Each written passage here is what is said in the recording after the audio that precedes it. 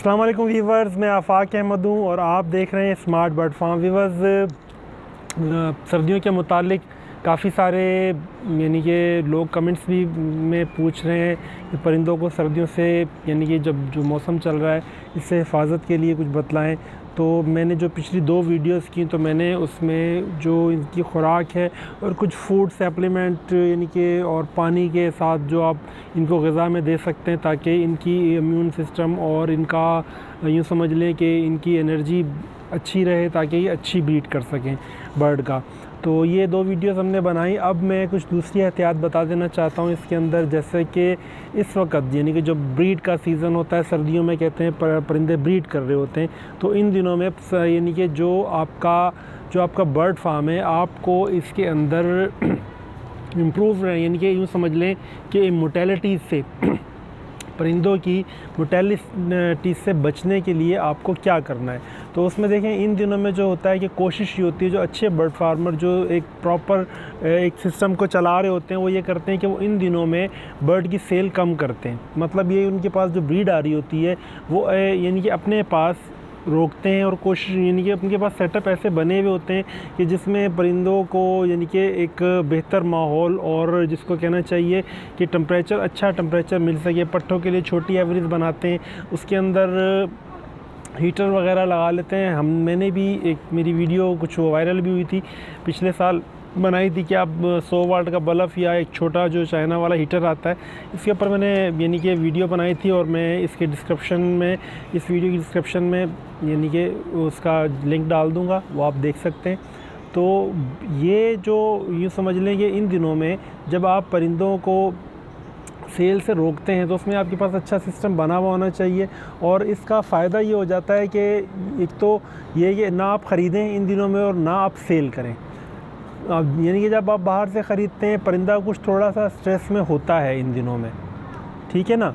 यानी कि लाजमी बात है कि एक तो मौसमी असरात हैं और दूसरा जब आप उसकी जगह तब्दील करते हैं वो फ़ौरी तौर पर उस जगह में एडजस्ट नहीं होता। और यूँ समझ लें कि बर्ड के पास बहुत थोड़ा सा टाइम होता है। अगर वो 2-4 दिन अपनी जगह पर जहाँ पर उसको यानी कि आपने चेंज करके जिस जगह पर डाला है अगर वो उस जगह पर सेटल नहीं हो पाता तो वो किसी न किसी रीज़न की वजह से वो मर जाता है। मतलब ये है कि उसको जगह समझ में नहीं आई, वो वहाँ पर डरा हुआ है, वो सही जगह पर बैठ नहीं पा रहा और वो रात भर यानी किसी ऐसी जगह बैठा रहा जहाँ पर उसको हवा लगती रही है। उसको अदरवाइज़ कोई भी बर्तनों का इशू हो जाता है। कभी कभी लोग यानी कि बहुत से बर्ड होते हैं वो प्लास्टिक वाले जो बंद बर्तन होते हैं, बोतलें होती हैं, उसके साथ उसमें पानी पीने के आदी होते हैं। वो रात में कहीं बर्तन पे मिट्टी वाले पे बैठे रह जाते हैं तो मिट्टी वाला बर्तन खासा ठंडा हो जाता है क्योंकि उसके अंदर पानी भी होता है और पानी जज्ब हुआ होता है मिट्टी के अंदर, तो वो काफ़ी ठंडा हो जाता है। उसकी वजह से भी काफ़ी सारे बर्ड मर जाते हैं, ठीक है। तो मैं तो पहले भी रेफ़र यही करता हूँ कि भाई आप पानी के लिए जो है वो बोतलें ही इस्तेमाल करें क्योंकि कुछ ना भी सही जब आपके पास पट्ठे निकलते हैं ना तो पट्ठे खुराक के नज़दीक बैठे रहते हैं जब नीचे उतरते हैं। अब उसमें वो अगर पानी के बर्तन पे कहीं बैठे हुए रात भर तो लाजमी सी बात है कि फिर वो उनको सर्दी लग जाती है, ठीक है।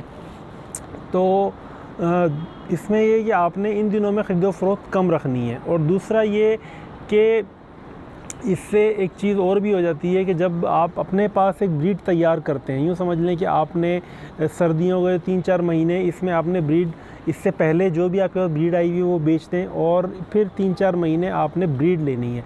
तो इसमें ये होता है कि आपका फ़ोकस पूरे का पूरा ब्रीड की तरफ होता है। आपको पता होता है यार मेरे पास ये जगह मैंने पट्ठों के लिए बनाई हुई है, ये एवरी मैंने बनाई हुई है, इसको मुकम्मल कंप्लीट तैयार किया हुआ है। एक सेटअप आपको पता होता है कि आपने कैवरी बनाई हुई है, केज बाई केज है या यानी कि ये समझ मास्टर केज है या आप एवरी के अंदर काम कर रहे हैं जावा या फिंच बर्ड के ऊपर, तो आपके पास आपको यानी प्रॉपर एक सिस्टम बना हुआ होता है। आपको पता होता है कि यार यहाँ पे मुझे अपनी ब्रीड परिंदों से लेनी है और यहाँ पर जो ब्रीड मेरे पास आई हुई है उनके रखने के लिए जगह मैंने ये बनाई हुई है, ठीक है।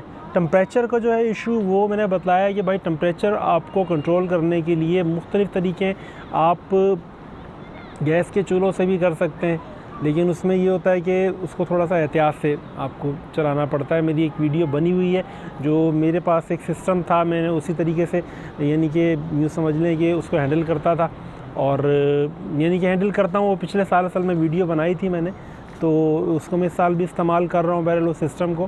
तो एक तो यूँ समझ लें कि हीटर्स वगैरह हैं, फिर ये बिजली का जो यानी ये हीटर आते हैं ये बहुत सेफ़ होते हैं, लेकिन इस वक्त बिजली भाई बहुत महंगी पड़ रही है, इसलिए बिजली से कंट्रोल करना टेम्परेचर को थोड़ा मुश्किल पड़ता है, ठीक है ना। तो इसमें ये कि जो आपको रीज़नेबल सस्ता लगे, लकड़ी का या बुरादे की जो अंगीठियाँ आती हैं उससे अगर आप कर सकते हैं। मकसद ये है कि टेम्परेचर को कंट्रोल करना है, और टेम्परेचर को कंट्रोल भी मैं समझता हूँ कि यानी कि अगर आपके फार्म के अंदर हवा नहीं आ रही है, यानी कि रात में जब यूँ समझ लें मौसम ठंडा होता है, हवा नहीं लगनी चाहिए परिंदों को। हवा नहीं लगती, टेम्परेचर 15 डिग्री तक भी गिर जाता है ना, तब भी परिंदा यूँ समझ लें कि उसको ठंड नहीं लगती। लेकिन कुछ चीज़ें ऐसी हैं कि वो गलतियाँ आपने ना की हुई हों। मतलब ये है कि आपके फार्म के अंदर लकड़ियाँ जो लगी हुई होती हैं, जो परिंदों के बैठने के लिए लकड़ियाँ लगी हुई, वो ज़्यादा लगी हुई और लकड़ियाँ ही लगी हुई हों। आपने किसी मेटल की कोई चीज़ ना लगाई हुई हो उनके बैठने के लिए, मतलब लोहे की कोई सलाख ना लगाई हुई हो या कोई दूसरी ऐसी चीज़ लगाई हो जो ज़्यादा ठंडी हो जाती है, ठीक है। लकड़ियाँ ही लगाई हुई हों, ज़्यादा लगाई हुई और ऐसी जगह पर लकड़ियाँ लगी हुई हों जहाँ पर जब धूप निकले, यानी कि सुबह में जब धूप निकले तो उनको फौरी तौर पर धूप मिल जाए, क्योंकि जो शुरू का हिस्सा होता है धूप, यानी कि यूँ समझ लें दिन निकलने का, जैसे ही दिन निकलता है अगर उनको पहले टाइम धूप मिल जाती है तो वो धूप बहुत फ़ायदेमंद होती है, ठीक है। अब वो फ़ायदेमंद धूप मिल जाती है और फिर वो रात भर की जो उनकी यूँ समझ लें कि जो उनके जिस्म की हीट कम हुई हुई होती है और सर्दी की वजह से वो फौरी तौर पर पूरी हो जाती है। तो ये इस तरीके से यूँ समझ लें कि आपका बर्ड महफूज रहता है, ठीक है। तो कोशिश करें कि एवरी को आपने इसी तरीके से डिज़ाइन करना है कि आपके परिंदों को धूप बहुत अच्छे तरीके से मिल सके, ठीक है।